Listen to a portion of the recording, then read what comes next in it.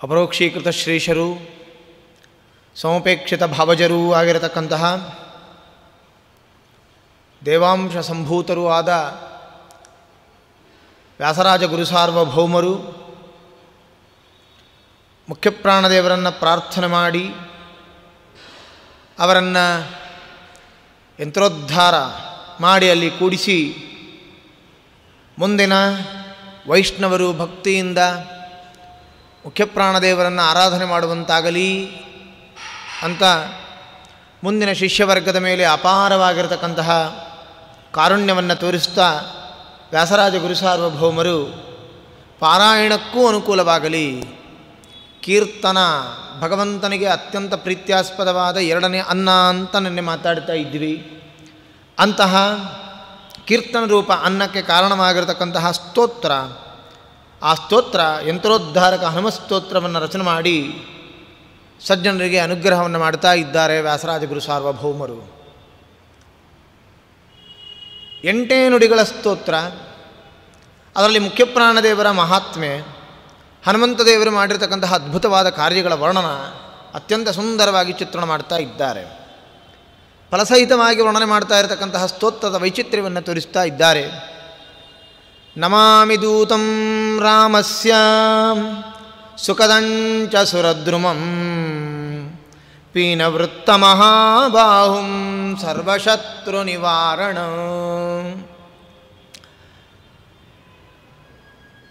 ವ್ಯಾಸರಾಜರು ಈ ಮೊದಲ ನುಡಿಯಲ್ಲಿ ಮುಖ್ಯಪ್ರಾಣದೇವರನ್ನು 5 ಗುಣಗಳಿಂದ ವರ್ಣನೆ ಮಾಡ್ತಾ ಇದ್ದಾರೆ. 5 ಗುಣವಿಶೇಷಗಳನ್ನು ಮುಖ್ಯಪ್ರಾಣದೇವರಲ್ಲಿ ತೋರಿಸ್ತಾ ಇದ್ದಾರೆ. ಮೊದಲನೇದು ನಮಾಮಿ ದೂತಂ ರಾಮಸ್ಯ, ರಾಮಸ್ಯ ದೂತಂ, ರಾಮಚಂದ್ರ ದೇವರ ದೂತ ಮೊದಲನೆಯದಾಗಿ ಸ್ವೀಕಾರ ಮಾಡ್ತಾ ಇದ್ದಾರೆ. ಎರಡನೇದಾಗಿ ಸುಖದನ್ ಅಂತ ಹೇಳ್ತಾ ಇದ್ದಾರೆ. ಮುಖ್ಯಪ್ರಾಣದೇವರು ಸುಖಪ್ರದರು, ಮೋಕ್ಷ ಸುಖವನ್ನು ವಿಷ್ಣುವಿನ ಆಜ್ಞೆಯಿಂದ ಕೊಡತಕ್ಕಂತಹ ಸಾಮರ್ಥ್ಯವುಳ್ಳವರಾಗಿದ್ದಾರೆ. ಹಾಗಾಗಿ ಸುಖದಂ ಅಂತಂದರು. ಚ ಸುರದ್ರುಮಂ, ಇನ್ನು ಭಕ್ತರ ಅಭೀಷ್ಟಗಳನ್ನು ಪೂರ್ಣ ಮಾಡತಕ್ಕಂತಹ ಕಲ್ಪವೃಕ್ಷದಂತೆ ಸುರದ್ರುಮ, ಇದು 3ನೇ ವಿಶೇಷವನ್ನು ಕೊಡ್ತಾ ಇದ್ದಾರೆ. ಪೀನವೃತ್ತ ಮಹಾಬಾಹುಂ ಅಂತ ಹೇಳ್ತಿದ್ದಾರೆ. ಇದು ಇನ್ನೊಂದು ವಿಶೇಷಣ. ಮುಖ್ಯಪ್ರಾಣದೇವರು ಪೀನವೃತ್ತ ಮಹಾಬಾಹುಗಳು, ಅತ್ಯಂತ ಪರಿಪೃಷ್ಠವಾದ ದೃಢವಾದ ದುಂಡಾಕಾರದಿಂದ ಕೂಡಿರತಕ್ಕಂತಹ ಮಹಾಬಾಹು, ಈ ಲಕ್ಷಣವನ್ನು ಹೇಳ್ತಾ ಇದ್ದಾರೆ. ಆ ನಂತರದಲ್ಲಿ ಸರ್ವಶತ್ರು ನಿವಾರಣ, ಶತ್ರುಗಳು ಆಂತರಶತ್ರು ಬಾಹ್ಯಶತ್ರು ಈ ಎರಡನ್ನೂ ನಿವಾರಣೆ ಮಾಡತಕ್ಕಂಥವರು ಆಗಿದ್ದಾರೆ ಎಂಬುದಾಗಿ 5 ವಿಶೇಷಣಗಳಿಂದ ಮುಖ್ಯಪ್ರಾಣದೇವರ ಸ್ತೋತ್ರವನ್ನು ಆರಂಭ ಮಾಡ್ತಾ ಇದ್ದಾರೆ ವ್ಯಾಸರಾಜ ಗುರುಸಾರ್ವಭೌಮರು. ರಾಮದೂತ, ಸುರದ್ರುಮ, ಸುಖದನು, ಪೀನವೃತ್ತ ಮಹಾಬಾಹುವು ಮತ್ತು ಸರ್ವಶತ್ರು ನಿವಾರಣನೂ ಆಗಿರತಕ್ಕಂಥವರು ಮುಖ್ಯಪ್ರಾಣದೇವರು ಎಂಬುದಾಗಿ 5 ವಿಶೇಷಣಗಳು ಮುಖ್ಯಪ್ರಾಣದೇವರಿಗೆ ಕೊಡ್ತಾ ನಮಾಮಿ, ಇಷ್ಟು ವಿಶೇಷಣದಿಂದ ಕೂಡಿರತಕ್ಕಂತಹ ಮುಖ್ಯಪ್ರಾಣದೇವರನ್ನು ನಾನು ವಂದಿಸುತ್ತೇನೆ ಅಂತ ವ್ಯಾಸರಾಜ ಗುರುಸಾರ್ವಭೌಮರು ಆರಂಭವನ್ನು ಮಾಡ್ತಾ ಇದ್ದಾರೆ. ಮೊದಲಿಗೆ ನಮಾಮಿ ದೂತಂ ಅಂದ್ಬಿಟ್ರು, ದೂತನಿಗೆ ನಮಸ್ಕಾರ ಅಂದ್ಬಿಟ್ರು. ದೂತನಿಗೆ ನಮಸ್ಕಾರ ಮಾಡ್ತಾ ಇದ್ದಾರೆ ವ್ಯಾಸರಾಜ ಗುರುಸಾರ್ವಭೌಮರು. ಆಮೇಲೆ ಪ್ರಶ್ನೆ, ಯಾರ ದೂತ? ರಾಮಸ್ಯ ದೂತಂ, ರಾಮಚಂದ್ರ ದೇವರ ದೂತನಿಗೆ ನಮಸ್ಕಾರ ಅಂತ ಆಮೇಲೆ ಹೇಳ್ತಾ ಇರುವುದು. ದೂತಂ ಯಾಕೆ? ಇಲ್ಲಿ ದೂತನೆನಿಸಿಕೊಂಡಿರತಕ್ಕಂತಹ ಮುಖ್ಯಪ್ರಾಣ ವ್ಯಾಸರಾಜ ಗುರುಸಾರ್ವಭೌಮರು ಅವರನ್ನು ಗುರುತ್ವನ ಸ್ವೀಕಾರ ಮಾಡ್ತಾ ಇದ್ದಾರೆ. ಗುರುಗಳೂ ಅಂತ ವಂದನೆಯನ್ನು ಮಾಡ್ತಾ ಇದ್ದಾರೆ. ವಾಸ್ತವಿಕವಾಗಿ ಏನಪ್ಪ, ಭಗವಂತ ಕೋಪಿಸಿಕೊಂಡ್ರೆ ಗುರು ಇದ್ದಾನೆ ಅಂತ ಒಂದು ನೆಮ್ಮದಿ ಇರ್ತದೆ. ಗುರುವೇ ಕೋಪಿಸಿಕೊಂಡ್ರೆ ಎಲ್ಲವೂ ಕಳ್ಕೊಂಡಿವಿ ಅಂತ ಅರ್ಥ ಜೀವನದಲ್ಲಿ. ಹಾಗೆ ಭಗವಂತಕ್ಕೆ ಮುನಿಸಿಕೊಂಡರೂ ಗುರು ರಕ್ಷಣೆ ಮಾಡಿಬಿಡ್ತಾನೆ. ಹೇಗೋ ಮಾಡಿ ಭಗವಂತನ ವಾತ್ಸಲ್ಯ ಮತ್ತೆ ಗಿಟ್ಟಿಸಿಕೊಳ್ಳಲಿಕ್ಕೆ ಅವಕಾಶ ಮಾಡಿಕೊಟ್ಟು ಬಿಡ್ತಾನೆ ಗುರು ಆದವನು. ಗುರುವೇ ಕೋಪಿಸಿಕೊಂಡ್ಬಿಟ್ರೆ ಎಲ್ಲ ಕಳ್ಕೊಂಡಂತಾನೆ. ನಾವು ನೋಡ್ತೇವೆ, ವಾಲಿ ಸುಗ್ರೀವರ ಕಥಾಪ್ರಪಂಚದಲ್ಲಿ ನಾವು ಅಲೆದಾಡಿ ನೋಡಿದ ಹಾಗೆ ಗೊತ್ತಾಗ್ತದೆ. ಸುಗ್ರೀವ ರಾಮಚಂದ್ರ ದೇವರ ಕೋಪಕ್ಕೂ ಪಾತ್ರನಾಗಿಬಿಟ್ಟ. ರಾಮಚಂದ್ರ ದೇವರು ಸುಗ್ರೀವನ ಜೊತೆಯಲ್ಲಿ ಒಡಂಬಡಿಕೆ ಆಯಿತು. ವರ್ಷ ಋತು ಕಳೆದ ಕೂಡಲೇ ಸೈನ್ಯ ಸಮೇತರಾಗಿ ಸೀತಾನ್ವೇಷಣೆಗೆ ಹೊರಡುವುದು ಅಂತಾಗಿತ್ತು. ಆದರೆ ಸುಗ್ರೀವ ಏನು ಮಾಡಿದ? ಮರೆತು ಕೂತ. ಸುಖಲೋಲೋಪನಾಗಿ ಕೂತಾಗ ರಾಮಚಂದ್ರದೇವರು ಲಕ್ಷ್ಮಣದೇವರ ಮೂಲಕವಾಗಿ ಸಿಟ್ಟಿನಿಂದ ಹೇಳಿ ಕಳಿಸ್ತಾ ಇದ್ದಾರೆ. ಭಗವಂತನಿಗೆ ಸಿಟ್ಟಿಲ್ಲ, ಆದರೂ ಭಗವಂತ ಲೋಕರೂಢಿಯಿಂದ ಮಾಡಿ ತೋರಿಸ್ತಾ ನಟನೆಯನ್ನು ಮಾಡುತ್ತಾ ಭಗವಂತ ಸಿಟ್ಟು ಮಾಡಿಕೊಂಡಂತೆ ತೋರಿಸಿದ ನಮ್ಮಪ್ಪ. ಸುಗ್ರೀವ ಆ ಸಿಟ್ಟಿನಿಂದ ಸುಗ್ರೀವನಿಗೆ ಏನೂ ಆಗಲಿಲ್ಲ. ಯಾಕೆ? ಅಲ್ಲಿ ಗುರು ರೂಪೇಣ ಹನುಮಂತ ದೇವರು ಇದ್ದ ಕಾರಣ. ಅಲ್ಲಿ ಹನುಮಂತ ದೇವರು ಇದ್ದಾರೆ, ಹನುಮಂತ ದೇವರ ಒಲಿಮೆ ಇದೆ ಅವನಿಗೆ. ಹಾಗಾಗಿ ಭಗವಂತ ಸಿಟ್ಟು ಮಾಡಿಕೊಂಡ್ರು ಹನುಮಂತ ದೇವರ ಒಲಿಮೆ ಇದ್ದದ್ರಿಂದ ಮತ್ತೆ ರಾಮಚಂದ್ರ ದೇವರನ್ನು ಸುಗ್ರೀವ ಪಡ್ಕೊಂಡ್ಬಿಟ್ಟ. ಅದು ಸಾಧ್ಯ ಆಗಿಬಿಡ್ತು. ಆದರೆ ವಾಲಿ ಪಡ್ಕೊಳ್ಳೇ ಇಲ್ಲ. ಹನುಮಂತ ದೇವರ ಅನುಗ್ರಹ, ಗುರುವಿನ ಅನುಗ್ರಹ ಇಲ್ಲದ ವಾಲಿಗೆ ಪರಮಾತ್ಮ ಸಿಗಲೇ ಇಲ್ಲ. ಹಾಗಾಗಿ ಗುರು ವಂದನ ಅತ್ಯಂತ ಪ್ರಮುಖ. ಮೊತ್ತ ಮೊದಲಿಗೆ ಗುರುವನ್ನು ವಂದಿಸಿ ಭಗವಂತನನ್ನು ರಾಮಸ್ಯ ಎಂಬತಕ್ಕಂತಹ ಮುಂದಿನ ಶಬ್ದವನ್ನು ಇಡ್ತಾ ಇದ್ದಾರೆ. ಇದು ವ್ಯಾಸರಾಜ ಗುರುಸಾರ್ವಭೌಮರು ಆರಂಭದಲ್ಲಿ ಹೇಳ್ತಾ ಇರತಕ್ಕಂತಹ ಒಂದು ಸುಂದರವಾಗಿರತಕ್ಕಂಥ ಪಾಠ. ನಮಾಮಿ ದೂತಂ. ಹಾಗಾಗಿ ಗುರುಸ್ಥಾನೀಯರಾಗಿರತಕ್ಕಂತಹ ಮುಖ್ಯಪ್ರಾಣದೇವರಿಗೆ ನಮಾಮಿ, ನಮಸ್ಕಾರವನ್ನು ಮಾಡ್ತಾ ಇದ್ದೇನೆ. ಅವನು ಯಾರಿಗೆ ದೂತ ಅಂತ ಪ್ರಶ್ನೆ ಬಂದಾಗ ರಾಮಸ್ಯ ಅಂತ ಉತ್ತರ ಕೊಡ್ತಾ ಇದ್ದಾರೆ. ರಾಮಚಂದ್ರ ದೇವರಿಗೆ ದೂತನು ಹನುಮಂತ ದೇವರು, ರಾಮಚಂದ್ರ ದೇವರಿಗೆ ದೂತನು ಹನುಮಂತ ದೇವರು. ಸರಿ, ದೂತ ಅಂದರೆ ಏನಪ್ಪ? ದೂತ ಅಂದ್ರೇನು? ಓ, ರಾಮಚಂದ್ರ ದೇವರ ಸೇವಕ. ಹಾಗಾಗಿ ಸೇವಕ ಅಂತಲೇ ಹೇಳಬೇಕಾಗಿತ್ತು, ದೂತ ಅಂತ ಯಾಕೆ ಹೇಳಿದರು? ಇಲ್ಲ, ವ್ಯತ್ಯಾಸ ಉಂಟು. ಸೇವಕ ಮತ್ತು ದೂತ ಶಬ್ದಗಳಲ್ಲಿ ಭಾರಿ ವ್ಯತ್ಯಾಸ ಇದೆ.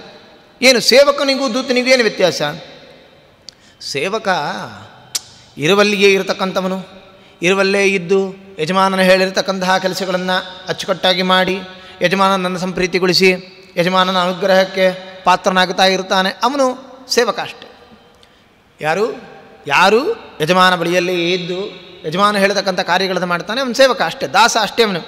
ಉದಾಹರಣೆ ಹೇಳೋದಾದರೆ ತೋಟದ ಮಾಲಿ ಅಥವಾ ಅಡಿಗೆಯವನು ಅಥವಾ ಪರಿಚಾರಕ್ಕೆ ಕೆಲಸವನ್ನು ಮಾಡತಕ್ಕಂಥವರು, ಇವರೆಲ್ಲ ಏನು? ಸೇವಕರು, ಸೇವಕ ವೃತ್ತಿಗೆ ಸೇರಿದವರು ಸೇವಕರು ಅಂತ ಕರೆಸಿಕೊಳ್ತಾರೆ.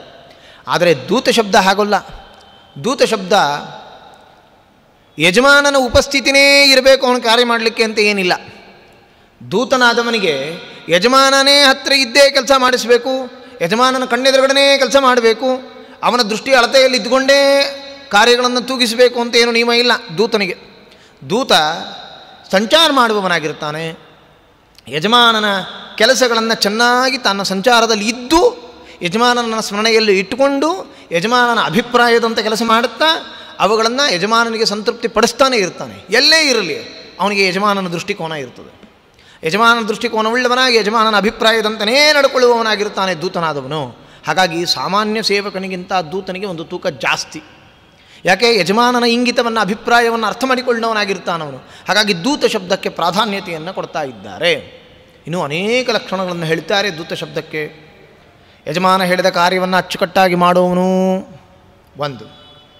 ಎರಡನೇದಾಗಿ ತಾನು ಸಂಗ್ರಹ ಮಾಡಿರ್ತಕ್ಕಂತಹ ಮಾಹಿತಿಗಳನ್ನು ಚೆನ್ನಾಗಿ ಯಥಾವತ್ತಾಗಿ ಅರ್ಥ ಮಾಡಿಕೊಂಡವನು, ಅದು ಬಹಳ ಮುಖ್ಯ. ತಾನು ಸಂಗ್ರಹ ಮಾಡಿರ್ತಕ್ಕಂತಹ ಮಾಹಿತಿ ಅದನ್ನು ಚೆನ್ನಾಗಿ ಅರ್ಥ ಮಾಡಿಕೊಂಡವನಾಗಿರಬೇಕು. ಒಂದು ಕೆಲಸ ಹೇಳಿರೋಣ, ಅವನು ಹೋಗೋಣ, ಯಜಮಾನನ ಪರವಾಗಿ ಯಾರನ್ನು ಕಳಿಸಿಕೊಡ್ತಾರೆ ಅವನ ಕೆಲಸಕ್ಕೆ. ಅಲ್ಲಿ ಯಾವುದೋ ಒಂದು ಮಾಹಿತಿಯನ್ನು ಸಂಗ್ರಹ ಮಾಡಬೇಕು. ಆ ಮಾಹಿತಿ ಸಂಗ್ರಹ ಮಾಡಿಕೋಬೇಕಾದ್ರೆ ಅವನಿಗೆ ಆ ಮಾಹಿತಿಯ ಬಗ್ಗೆ ಅರ್ಥನೇ ಆಗಿಲ್ಲ, ಅವನೇನು ಮಾಹಿತಿ ಸಂಗ್ರಹ ಮಾಡ್ತಾನೆ. ಹಾಗಾಗಿ ಮಾಹಿತಿಗಳನ್ನು ಚೆನ್ನಾಗಿ ಅರ್ಥ ಮಾಡಿಕೊಳ್ಳುವವನಾಗಿರಬೇಕು. ತಾನು ಅರ್ಥ ಮಾಡಿಕೊಂಡ ಆ ಮಾಹಿತಿಯನ್ನು ಚಾಚೂ ತಪ್ಪದೆ ಯಥಾವತ್ತಾಗಿ ಯಜಮಾನನಿಗೆ ಮುಟ್ಟಿಸುವವನಾಗಬೇಕು. ಇದೆಲ್ಲ ಲಕ್ಷಣಗಳು ದೂತನದಿಗೆ ಹೇಳ್ತಾ ಇದ್ದಾರೆ. ವಿಷಯಗಳನ್ನು ಅರಿತವನಾಗಿರಬೇಕು, ಯಥಾವತ್ತಾಗಿ ಅರಿಯುವ ಸಾಮರ್ಥ್ಯ ಇರಬೇಕು, ವಿಷಯ ಸಂಗ್ರಹವನ್ನು ಜಾಣ್ಮೆಯಿಂದ ಮಾಡುವವನಾಗಿರಬೇಕು, ಅತಿ ಶೀಘ್ರವಾಗಿ ಮಾಡುವವನಾಗಿರಬೇಕು. ಎಷ್ಟು ಲಕ್ಷಣ ಹೇಳ್ತಾ ಇದ್ದಾರೆ. ಮತ್ತು ಯಜಮಾನನ ಭಾವವನ್ನು ಅನುಸರಿಸಿ ತಾನು ಕಾರ್ಯೋನ್ಮುಖನಾಗಬೇಕು. ತನ್ನದೇ ಆದ ಸ್ವಂತ ಆಲೋಚನೆಗಳಿಂದ ಕೆಲಸ ಮಾಡ್ಕೊಂಡು ಬಂದು ನಾನು ಕೆಲಸ ಮಾಡಿದ್ದೀನಿ ಅಂತ ಹೇಳಿದ್ರೆ ಒಪ್ಪಲ್ಲ ಯಜಮಾನ. ಯಜಮಾನ ಯಾವಾಗ ಒಪ್ಪುತ್ತಾನೆ ನಮ್ಮ ಕೆಲಸವನ್ನು? ಯಜಮಾನನ ಭಾವನೆ, ಯಜಮಾನನ ಭಾವ ಏನಿದೆ, ಅಂತರಂಗ ಏನಿದೆ, ಅದನ್ನು ಅರ್ತಿರಬೇಕು ಅವನು. ಅದನ್ನು ಅರಿತು ಅದಕ್ಕೆ ಅನುಕೂಲಕರವಾಗಿರತಕ್ಕಂತಹ ನಡಿಗೆ ಅವನಲ್ಲಿ ಇರಬೇಕು. ಅದಕ್ಕೆ ಪುರಸ್ಸರವಾಗಿರತಕ್ಕಂತಹ ಕ್ರಿಯಾದಿಗಳನ್ನು ಅವನು ಮಾಡುವವನಾಗಿರಬೇಕು. ಹಾಗೆ ನಡಿಗೆ ಉಳ್ಳವನು.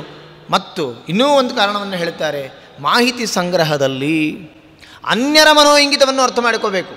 ತನ್ನ ಯಜಮಾನನ ಬಗ್ಗೆ, ತನ್ನ ದೇಶದ ಬಗ್ಗೆ, ತನ್ನ ವಿಚಾರಗಳ ಬಗ್ಗೆ ಅನ್ಯರು ಏನೆಲ್ಲ ಆಲೋಚನೆ ಮಾಡ್ತಾರೆ ಅದನ್ನೂ ಚೆನ್ನಾಗಿ ಅವನು ತಿಳಿಯುವವನಾಗಿರಬೇಕು. ಅಂದರೆ ಅನ್ಯರ ಮನೋಇಂಗಿತಗಳನ್ನೂ ಚೆನ್ನಾಗಿ ಅರಿತುಕೊಳ್ಳುವನಾಗಬೇಕು. ಹೀಗೆ ನಾನಾ ಲಕ್ಷಣಗಳನ್ನು ದೂತ ಶಬ್ದಕ್ಕೆ ಹೇಳಿದ್ದಾರೆ. ಇಷ್ಟೆಲ್ಲ ಲಕ್ಷಣಗಳಿಂದ ಸಮನ್ವಿತನಾದವನನ್ನು ದೂತ ಅಂತ ಕರೀತಾ ಇದ್ದಾರೆ.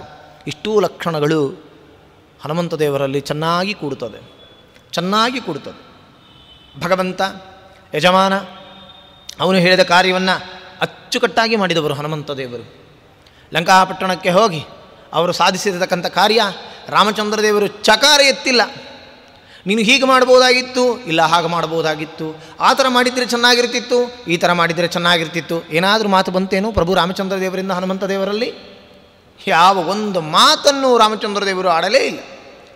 ಬದಲಾಗಿ ಪರಮಾತ್ಮ ಸಂಪ್ರೀತನಾಗಿ ತನ್ನ ಆಲಿಂಗನವನ್ನೇ ಹನುಮಂತ ದೇವರಿಗೆ ಕೊಟ್ಟುಬಿಟ್ಟ ನಮ್ಮಪ್ಪ. ಹಾಗಾಗಿ ಅಷ್ಟು ಯಜಮಾನನ ಅಂತರಂಗವನ್ನು ಅರ್ಥ ಮಾಡಿಕೊಂಡು ಅಷ್ಟು ಸುಂದರವಾಗಿ ಕಾರ್ಯವನ್ನು ಮಾಡಿರತಕ್ಕಂತಹ ಹನುಮಂತ ದೇವರೇ ದೂತ. ಹಾಗಾಗಿ ದೂತ ಶಬ್ದದ ಸರ್ವಲಕ್ಷಣಗಳು ಕೂಡ ಹನುಮಂತ ದೇವರಲ್ಲಿ ಚೆನ್ನಾಗಿ ಮೂಡಿಬಂದು ಹನುಮಂತ ದೇವರನ್ನು ವ್ಯಾಸರಾಜ ಗುರುಸಾರ್ವಭೌಮರು ನಮಾಮಿ ದೂತಂ ರಾಮಸ್ಯ ಅಂತ ಇದ್ದಾರೆ. ಹನುಮಂತ ದೇವರು ರಾಮದೂತನೂ, ರಾಮ ಸಂದೇಶವನ್ನು ಸೀತಾದೇವರಿಗೆ ಚೆನ್ನಾಗಿ ಮುಟ್ಟಿಸಿದವನು, ಸೀತಾದೇವಿಯವರು ಕೊಟ್ಟ ಸಂದೇಶವನ್ನು ಚೆನ್ನಾಗಿ ರಾಮಚಂದ್ರ ದೇವರಿಗೆ ಮುಟ್ಟಿಸಿದವನು. ಅದರಂತೆಯೇ ರಾಮಚಂದ್ರ ದೇವರನ್ನು ಮೊದಲ ಭೇಟಿ ಮಾಡಿದಾಗ ಹನುಮಂತ ದೇವರು ರಾಮಚಂದ್ರ ದೇವರ ಸಂದೇಶ, ರಾಮಚಂದ್ರ ದೇವರ ಸುಂದರವಾಗಿರತಕ್ಕಂಥ ನಯವಾಗಿರತಕ್ಕಂಥ ಮಾತುಗಳು ಅದನ್ನು ತೆಗೆದುಕೊಂಡು ಹೋಗಿ ಸುಗ್ರೀವನಿಗೆ ಮುಟ್ಟಿಸಿದವನು. ರಾಮಚಂದ್ರ ದೇವರ ಸಂದೇಶವನ್ನು ಇನ್ನೂ ಒಂದು ಬಾರಿ ಚೆನ್ನಾಗಿ ಮನಸ್ಸಿನಲ್ಲಿ ತೆಗೆದುಕೊಂಡು ಹನುಮಂತ ದೇವರು ಮಧುವನದಲ್ಲಿ ಸುಖಲೋಲೂಪರಾಗಿ ಬಿದ್ದ ಕಪಿಗಳಿಗೆ ಮುಟ್ಟಿಸಿದನು. ಏನು ತಿಳಿದಿದ್ದೀರಿ? ಕಪಿಗಳೆಲ್ಲರೂ ಏನು ಮಾಡಿದರು? ಮಧುವನವನ್ನು ಸೇರಿದರು. ಮಧುವನದಲ್ಲಿ ಸುಖಲೋಲೂಪರಾಗಿ ಬಿಟ್ಟರು, ಆನಂದಭರಿತರಾಗಿ ಬಿಟ್ಟಿದ್ದಾರೆ. ಯಾವ ರಾಮ ಬಿಡ್ರು, ರಾಮ ಏನಂತೆ, ರಾಮನೇ ರಾಜ್ಯಭ್ರಷ್ಟನಾಗಿ ಕಾಡಿನಲ್ಲಿ ಅಲಿತಾ ಇದ್ದಾನೆ, ಅವನಿಂದ ನಮಗೇನು ಪ್ರಯೋಜನ, ಹೀಗೆಲ್ಲ ಮಾತಾಡಿಬಿಟ್ರು. ಕಪಿಗಳೆಲ್ಲರೂ ಕೂಡ ಸುಖಲೋಲುಪರಾಗಿ ಬಿದ್ದು ಬಿಟ್ಟಿದ್ದಾರೆ. ಸುಗ್ರೀವ, ಅಯ್ಯೋ ಹೋದರೆ ಶಿಕ್ಷೆ ಕೊಡ್ತಾನೆ ಬಿಡ್ರಿ, ಸುಗ್ರೀವನ ಬಳಿಗೆ ಏನು ಹೋಗೋದಂತೆ, ಹೋಗೋದೇ ಬೇಡ ಅಂತ ನಿರ್ಣಯವನ್ನು ಕೈಗೊಳ್ತಾ ಇದ್ದಾರೆ. ಒಂದು ಗುಟರು ಹಾಕಿದರೆ ನೋಡಿ ಪ್ರಾಣದೇವರು ಹನುಮಂತ ದೇವರು. ರಾಮಚಂದ್ರ ದೇವರು ಅಂದರೆ ಏನು ತಿಳಿದಿದ್ದೀರಿ? ರಾಮಚಂದ್ರ ದೇವರ ಆಂತರ್ಯವನ್ನು ಬಲ್ಲ ಹನುಮಂತ ದೇವರು ಅವರೆಲ್ಲರನ್ನೂ ಕೂಡ ಮುಷ್ಟಿಯಿಂದ ಕೆಲಸ ಮಾಡಿಸಿಬಿಡ್ತೇನೆ ಅಂತ ಹೆದರಿಸ್ತಾ ಅವರನ್ನು ರಾಮಚಂದ್ರ ದೇವರ ಆಂತರ್ಯವನ್ನು ಬಲ್ಲ ಹನುಮಂತ ದೇವರು ಅವರೆಲ್ಲರನ್ನೂ ಕೂಡ ಕಾರ್ಯಗಳಲ್ಲಿ ಉನ್ಮುಖರಾಗುವಂತೆ ಮಾಡ್ತಾ ಇದ್ದಾರೆ.